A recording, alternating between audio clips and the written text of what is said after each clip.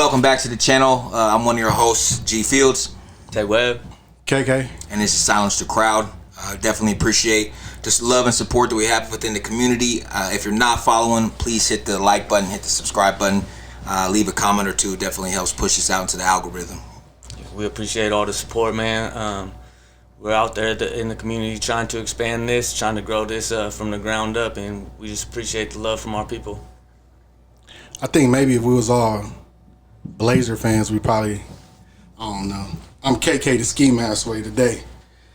Yeah, after doing the hot 50 push-ups to the defeat of my boys. The Pooh Shiesty. Yeah. Hey, what'd you do 50 push-ups for? I did 50 push-ups because the referees and the Burnside Blazers beat the Lakers. The Burnside Blazers is crazy. The Burnside Blazers. So last time we was on the pod, we was talking about The Los Angeles Globetrotters. the 45 LeBron, 5 45. Didn't happen. Someone actually commented and said we need to remind KK that LeBron didn't hit 45. Was it that weird guy that was on there with all the bloopers, like no bricks, imitating the game or something? What you thought it wasn't that guy? No. All right. It was somebody else. It was organic comment. But but it was dope for all of us to be out there together. It was even better to watch the Blazers beat LA. You know what I mean? That was a good dub. That was a good dub. Hottest team in the West in the month of January. That was a horrible dub. Yes, sir. You know what's crazy? It's like I don't even think teams care no more about getting a championship. Their whole mindset when they play in the Lakers is, long as we beat the Lakers, we good.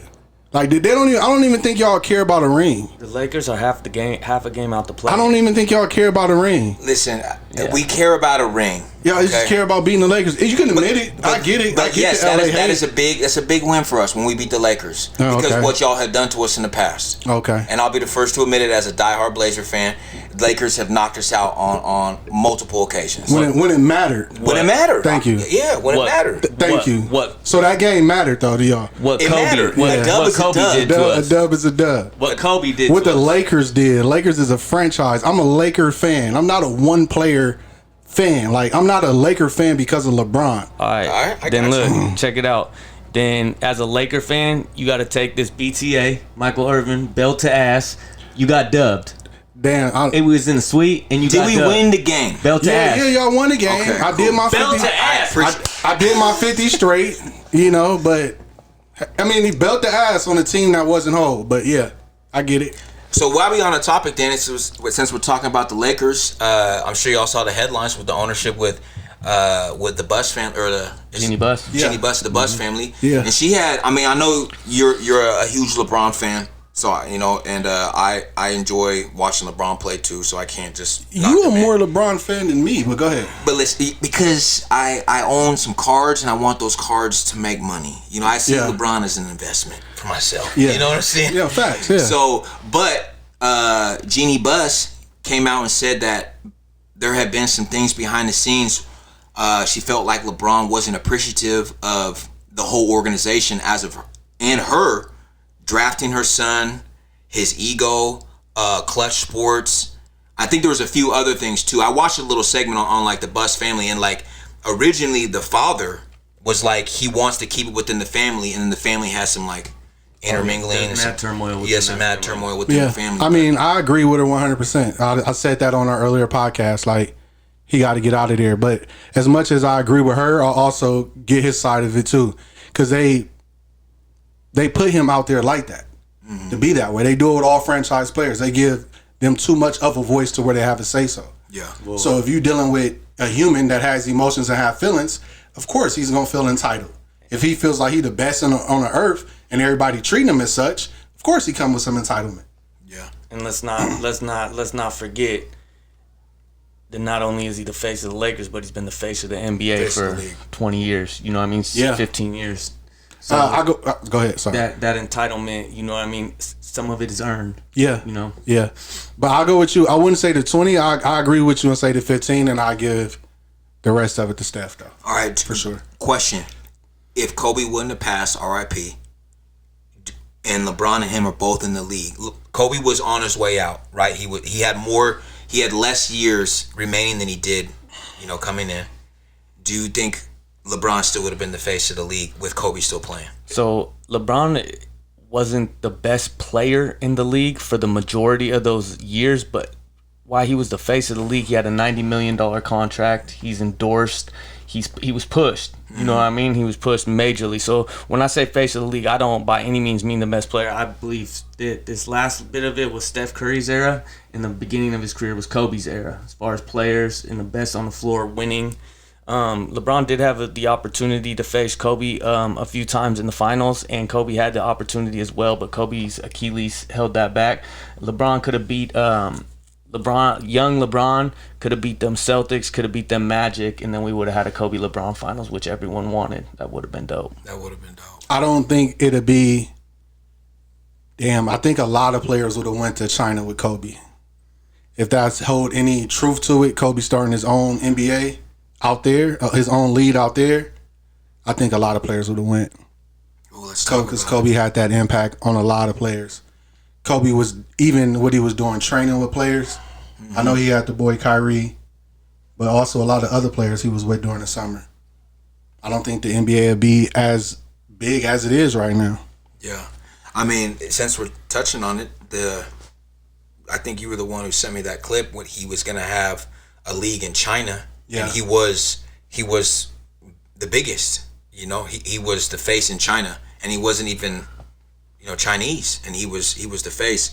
And a lot of people speculate that with that mixed with him creating his own shoe, starting a league that would rival the NBA in China, mm-hmm. and China being an adversary of the United States. Yeah, that's why the helicopter crash. I don't know too allegedly. Much. I don't know too much about the conspiracies. I don't go too deep into it, but one thing I will say from multiple sources is confirmed that shoe he was creating was heat. Yeah. That was heat. Yeah. It was going to rival Nike for sure. You know what I mean? Look at how many players in the league wear Kobe's right now. It's still the most worn shoe percentage-wise. And then every other shoe is damn near like an image of his shoes. Mm-hmm. Yeah. Somewhat, yeah. It's true. Yeah. I wanted to take a quick segment before we jump back into some sports topic, but there was a program here locally within the Northwest that helped me with, you know, getting back into the community, and I wanted to give a shout out to Bridges to Change. I'm gonna drop their website or their logo down here, and then their contact information. So if you have anybody who is struggling with addiction, or is also being released or being released from prison, and they're looking to reintegrate themselves into the community, Bridges to Change is definitely a great place to start. And you know, I would give them the credit, obviously myself included, because I did put, you know, the right foot in front of the left, you know, and did my part, but they were an integral part in getting me reacclimated into the community. So I wanted to give a shout out to Bridges to Change, though, for sure. Amen. And just anyone out there watching, that's part of why we're doing this podcast, man, is to talk about our struggles, to help someone. Bridges to Change is a great organization. The Portland community is on fire. The Narcotics Anonymous, the Alcoholics Anonymous, the whole recovery community is big. They talk about it nationwide. So if you're struggling with any form of addiction, any form of mental health, anything, man, feel free to reach out to the pod, and we can help you get into a program. We can help you find a place that can help you get right. Mm-hmm. Since we on that, would y'all say that recovery is the ultimate comeback story? Ooh. Recovery is the ultimate comeback story? Yeah.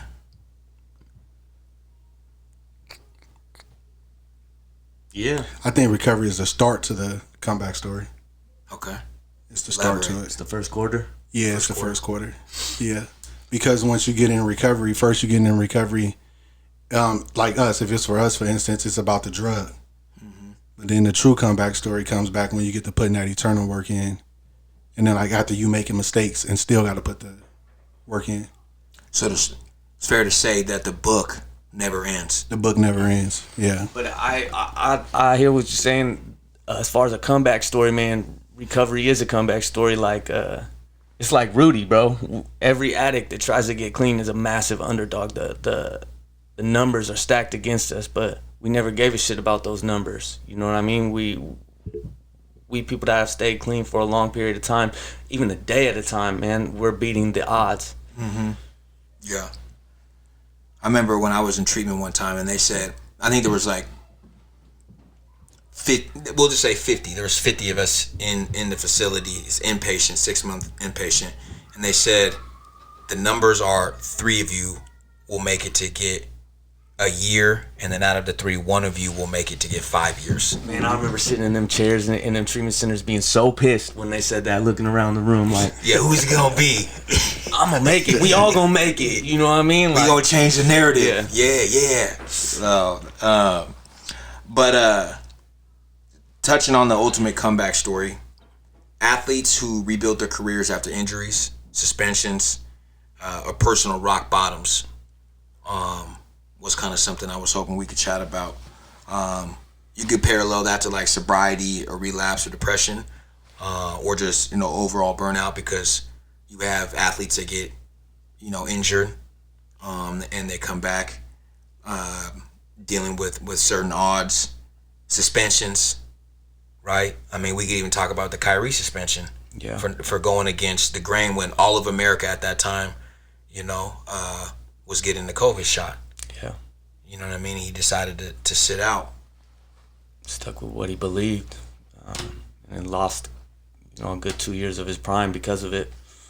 Some endorsements too, right? Yeah, lost a Nike deal. Yeah, and they held him from like the All-Star game or something. A couple appearances. Another one, I don't know if y'all remember the Malice at the Palace. Ron Artest going into the stands. Yeah, I just seen a clip of that the other day. His career trajectory did all right. Jermaine O'Neal, said his career was never the same after that. And Jermaine O'Neal wasn't a bad dude.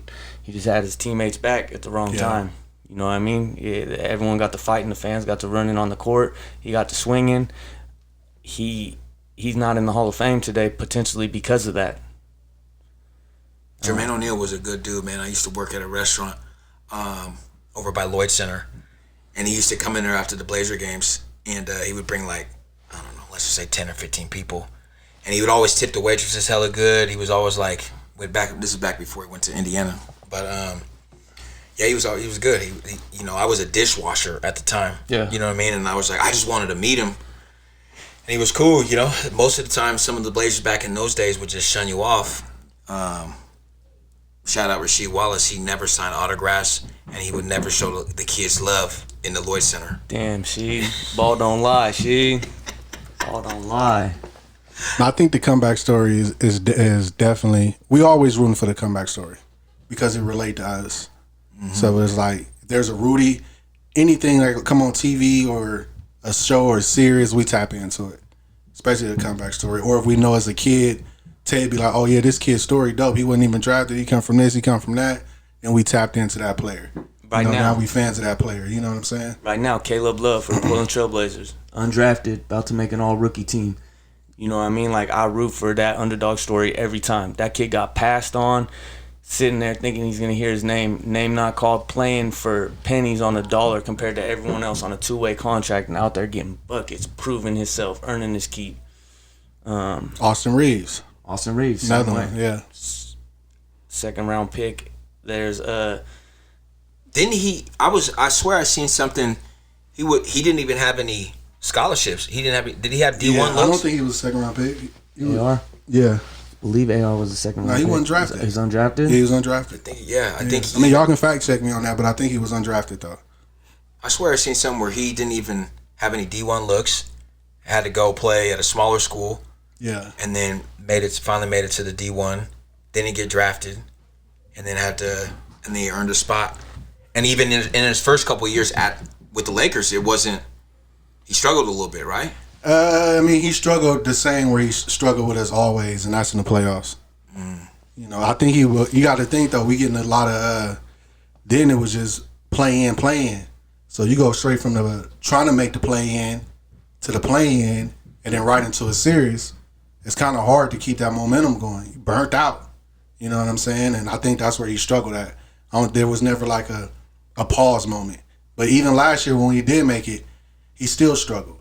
But I want to get a tape. I'm going to get Tay highlights and I'm going to get his. He remind me of Tay, how Tay hoop. They remind me of each other. He is nice, bro. He gets better every year. He expands his game, and that's what the NBA is about. And even his highlight tape at Arkansas, you could see the potential.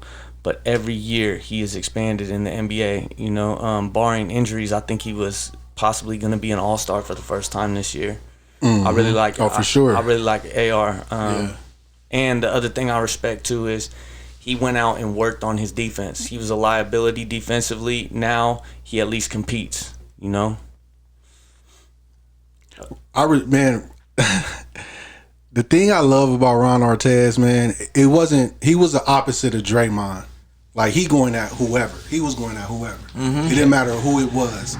But after that brawl, and he came back and changed his name, though, and got them 2 rings, I think that story was dope. Was he Meta World Peace at that time? Yeah, Meta. Yeah. Meta World Peace. I remember Meta World Peace. He got World Peace on the back of his jersey, almost breaking James Harden's jaw in the final or in the Western Conference Finals with the elbow.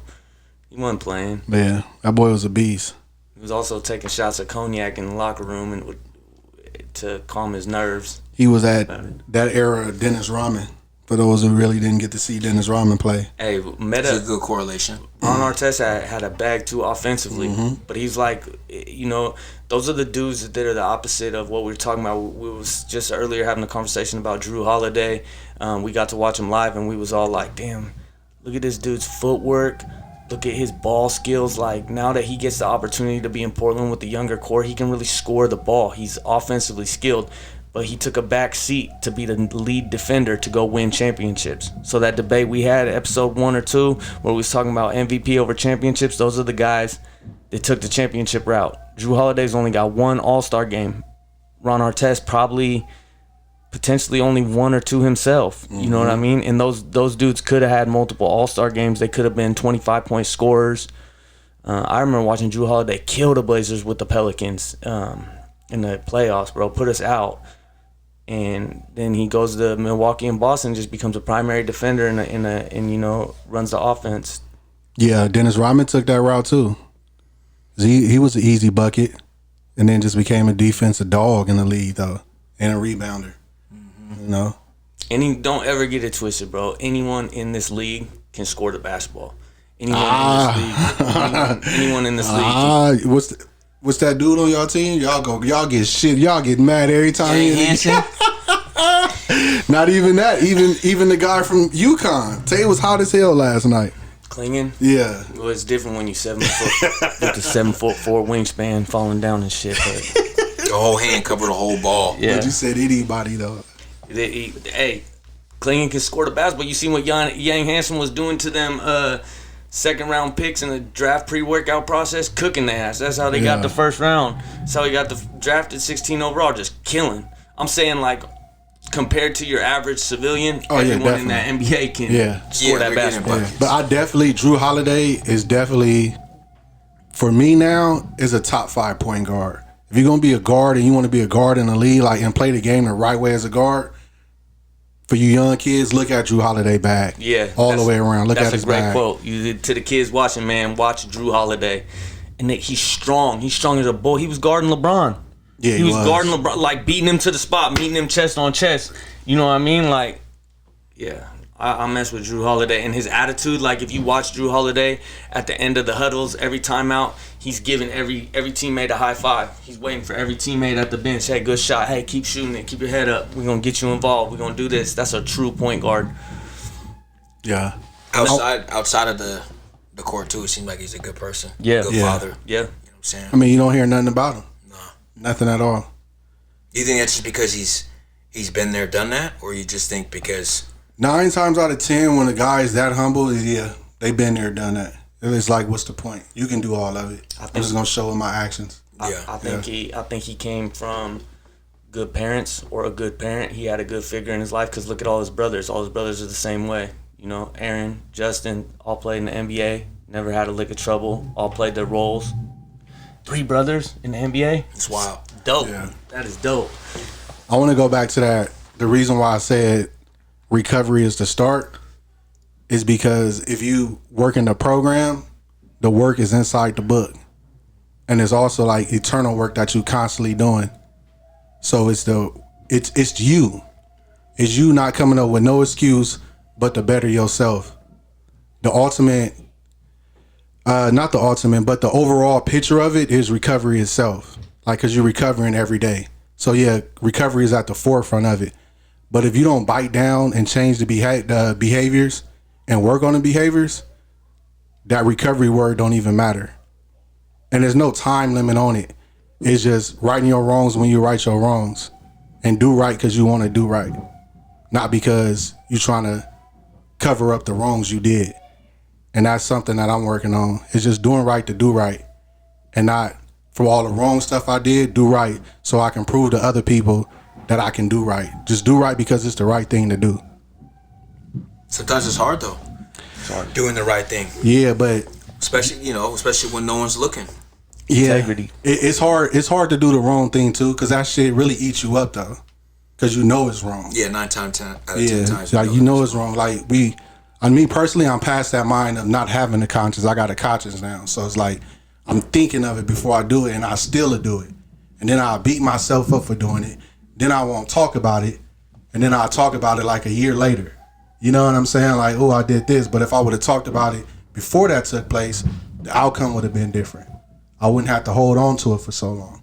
You know what I'm saying? So I pause the word recovery, and then I pause from even working on myself or bettering myself. And I try to camouflage it with being good in other areas instead of focusing on what it really was. You know what I'm saying? So if I put it out there, now it's out in the universe, now I got a better chance at making doing right easier than it being hard. If that makes sense. Yeah.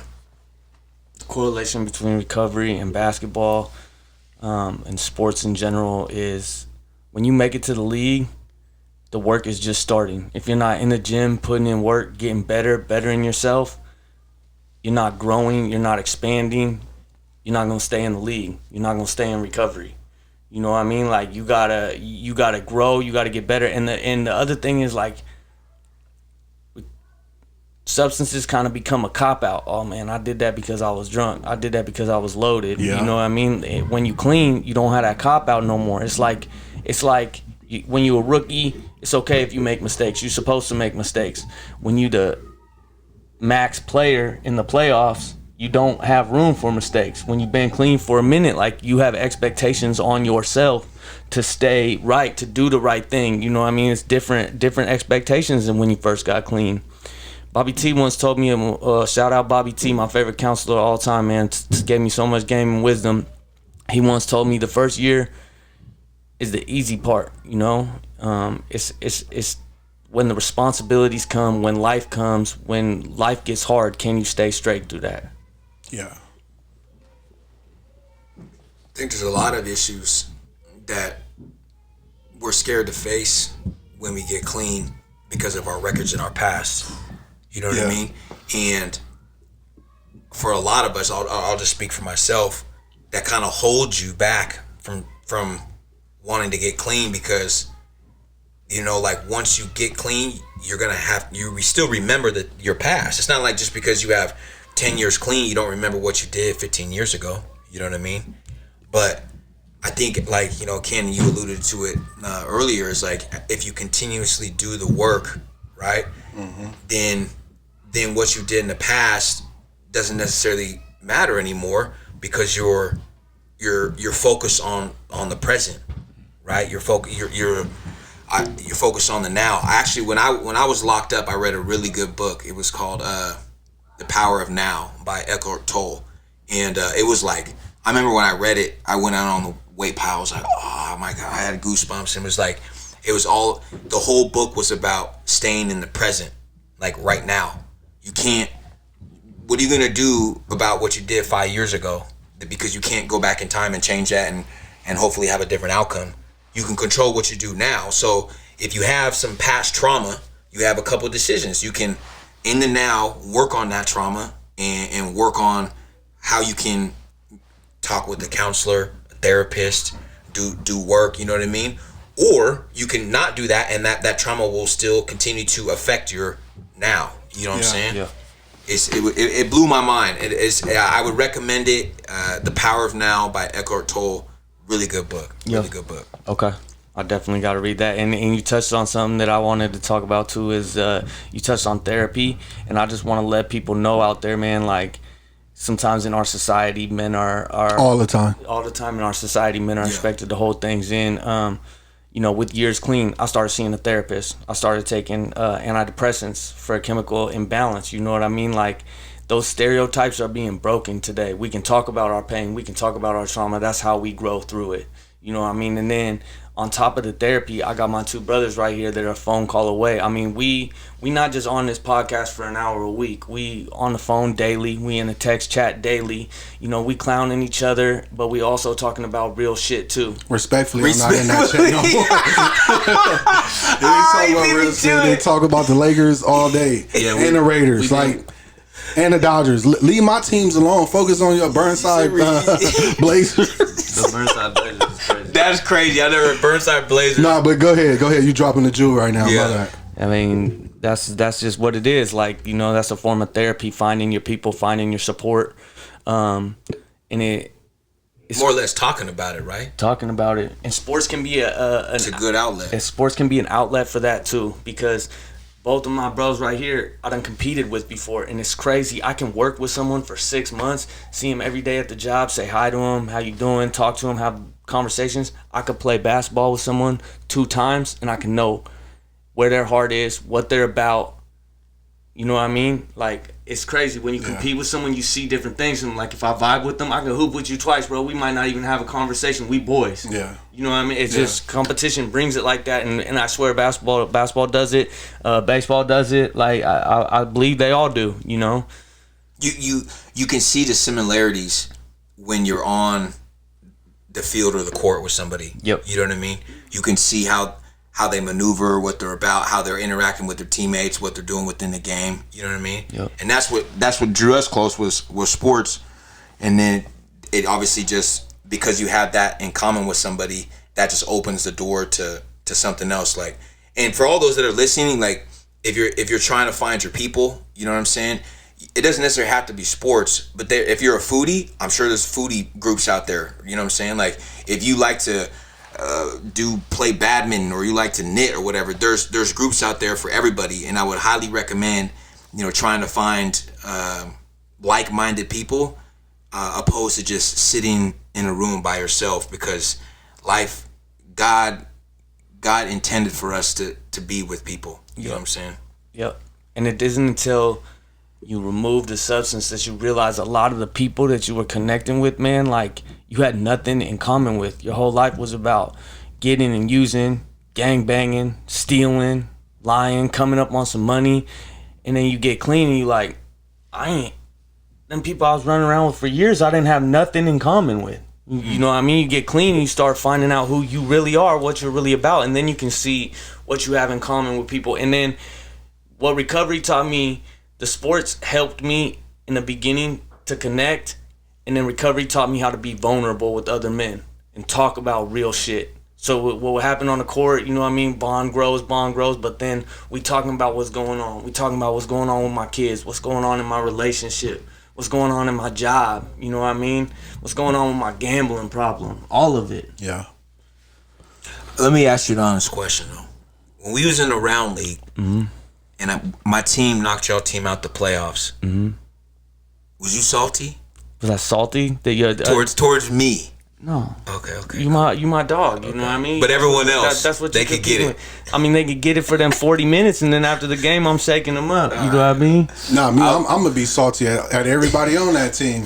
They some bums. We wasn't supposed to lose. Yeah. That's how I look at it. That was my first round league team. I didn't. Baseball? No, the round league. Basketball. I thought you was there with, and they had me guarding Colt Lyera. This dude was a. Wait, what league you played in? Oh no, I never played in the round league. Yeah. No, you did. No, I thought y'all came out. No, you played in Portland City. Yeah. Portland City. Oh, okay. You didn't want to play against us. Let me ask you this though. Now that you brought up the round league, in them 750 possessions you've tried to guard me, On them 748 buckets I got. Was you salty?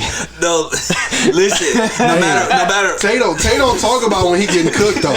No. He don't talk about when he getting cooked. I don't care what league it was Tay in. None of that shit. I'm trying to guard somebody else because Tay already knows. You ran from it. No. I ain't never ran from it. You know that. No. You know that. I ain't never ran from it. I'm probably the only one who never, besides our boy in where Allen at? Canada. Yeah, AB in Canada. Shout out to AB. Yeah, but go ahead. I was just gonna say, whenever I'm guarding Tay, and it just so happens that that's what the matchup is. If we at squads run, we at the round league, we at the church run, we at the church run with the plastic floor, Irving, we at Damascus, Irving. It don't matter where it is. The matchup just always ends up I'm guarding Tay. And listen, only niggas with bowl cuts duck Tay. Hey, don't get it twisted. A lot of motherfuckers duck tape. We keeping it a beam, but this how it be. The team that I'm on, and usually like I'm not gonna put, I'm usually the older one out there. Yeah. And there's young cats out there that are much more athletic than maybe. I'm not knocking myself. I'm pretty athletic, but they are more than capable of guarding Tay, and they're like, nah, I ain't gonna guard you. You know why they don't do it? It's a culture thing. Niggas like, oh, that white boy ain't about to cook me. So they see him cook somebody, they like, oh yeah, got him. You got him. You know what I'm saying? Like, so they want me to go get cooked. Yeah, they want you to go get, because you like on the spectrum, like. Yeah. On the spectrum is wild. Oh my God. Yeah. the part with the 6'7", Yeah. All right. Go ahead, like, right? You got Oh my goodness. Y'all relate more. You know? That's crazy. You said I'm on the spectrum. Oh man. That's good though. We got I ain't got nothing to say.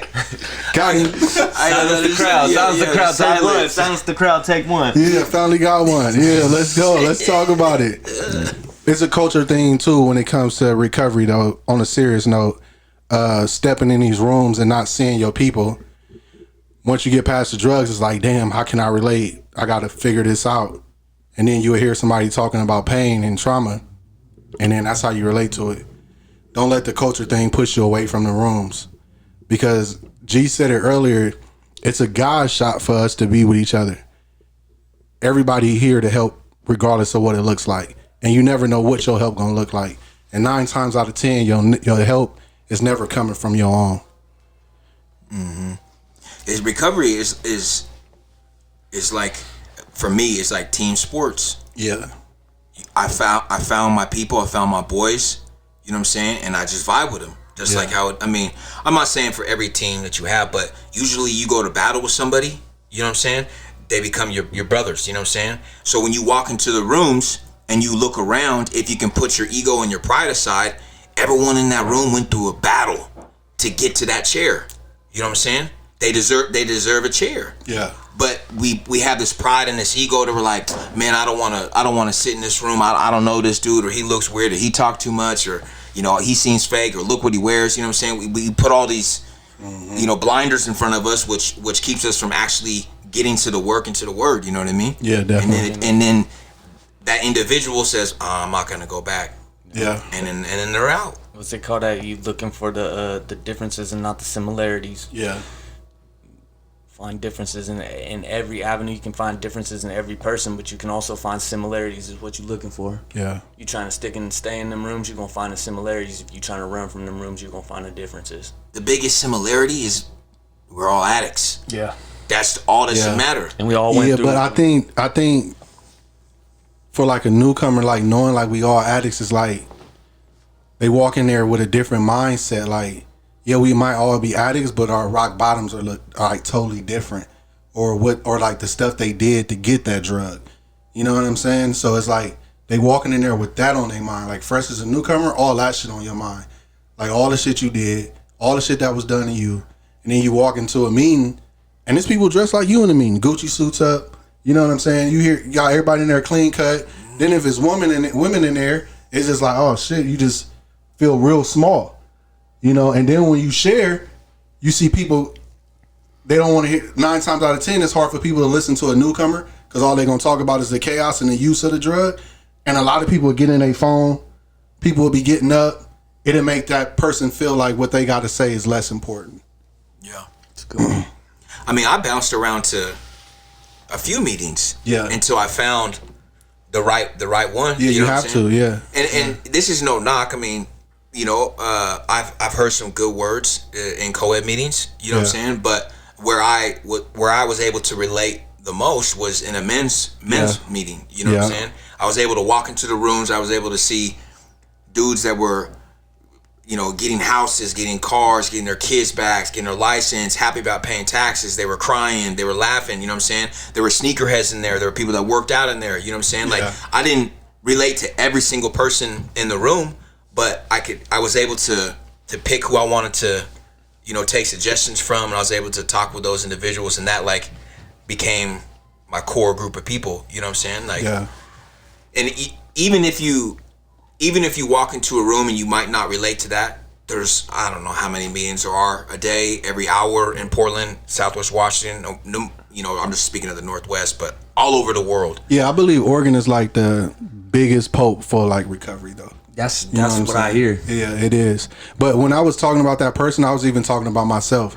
For instance, I walk into a meeting, I hear we don't want to hear about no war stories.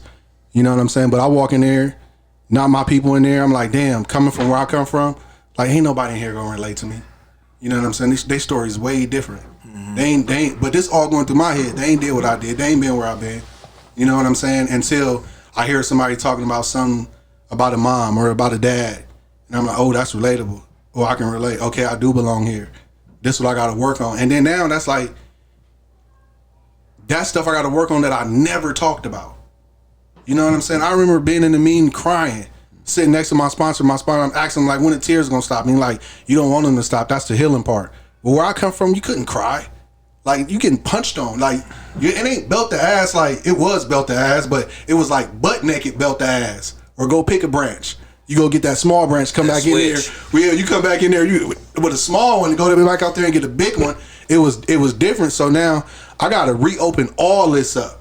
You know what I'm saying? What other way, if I don't have a drug to make me feel good while I'm opening up this trauma, is other defects of characters, that sneaky behavior that's trying to get away with shit that I'm not talking about, that I should have been working on all at one time. You know what I'm saying? Then I wouldn't cause a level of harm 4 years into my recovery. You get what I'm saying? So it all ties into it, but it's like, how do you navigating through that early on is like the hardest. Like, so I found one thing that was eating me up the most, and that was my upbringing on how can I deal with these demons for now? How can I settle this down? You know what I'm saying? Because being sober, this was coming up on the surface more than the drug use. You know what I'm saying? And while I'm working on that, feeling better and getting better, I also got this sneaky behavior going on, being dishonest, you know what I'm saying? People thinking I'm like this stand-up guy in a relationship, and I just wasn't. You know what I'm saying? And my sponsor pointed that out too. He was like, you was a fraud. And I couldn't I couldn't accept the word fraud while we were doing step work. And he was like, just admit it, that's what it was. You was a fraud. That shit broke me down, like tears, crying, like, damn, I really was a fraud. Like, wasn't nothing real about me. You know what I'm saying? But in my eyes, it's like, okay, I'm focused on this, I'm working on this, I'm helping people, I'm doing this. But I still had them beliefs. A man can do whatever as long as he's taking care of home. He can do whatever outside the home. Never worked on it, never talked about it, swept it under the rug. But imagine if I was utilizing them tools of talking about it, going to these all men's meetings talking about it, hearing it in all men's meetings like man's talking about it. Man wasn't even talking about it. I remember after everything hit the fan, me going to my home group talking about it, bro, I'm walking there, people in recovery was looking at me like I had shit on my face. You know what I'm saying? And then a year into it, just showing up, not running. I wanted to run from it. Yeah. But just showing up, then men with more years than me got to talk about what they did and where they at with it now and how they getting through it and how they navigating it. You know what I'm saying? So it's not perfect and it's not sweet. And yeah, recovery is the ultimate gift of it. But putting that eternal work in and doing it and changing behavior is the key to it, though. That's the two most important parts. Yeah. You went through hell at 4 years clean. You didn't pick up and you learned from it. Yeah. You talked about it to learn from it to get better. Yeah. That's the most important part, though. If you listening and you struggling, the most important part of that story is he did not pick up. Nothing is worth. Because what would have happened? Yeah, I picked up. Kid, I would have been back home. Boom. Back in Inglewood, kids not here. Wouldn't been a dad for the kids. And that's what I was saying at the end of the pod, and he played at the end of the last pod on the episode too, where it just looked like I'm clueless of words. But I was really trying to say, We said cut. oh yeah, That was a good little outro. that was a horrible outro. It looked like, what is this dude even talking about? But I love how you try to blame that on G, though. It was. I said cut it. Like, leave it for bloomers. Cut it. He's like, oh yeah, I got you cut. And I watched the end of it. I'm like, oh, he left it on there. But yeah, show up. We show up regardless. We don't get loaded regardless. Like, we here. I'm here for this. I did everything else out there. Only thing I didn't do was live the right way. And that's what I said earlier in the podcast. Is like, now I'm to that point where I'm doing right because right is the right thing to do. Not because I feel like I done a bunch of wrong in life, so I have to do right. And that was my mindset then. My mindset was, I caused so much harm then, let me do right to right those wrongs. And that was the wrong way to go about it.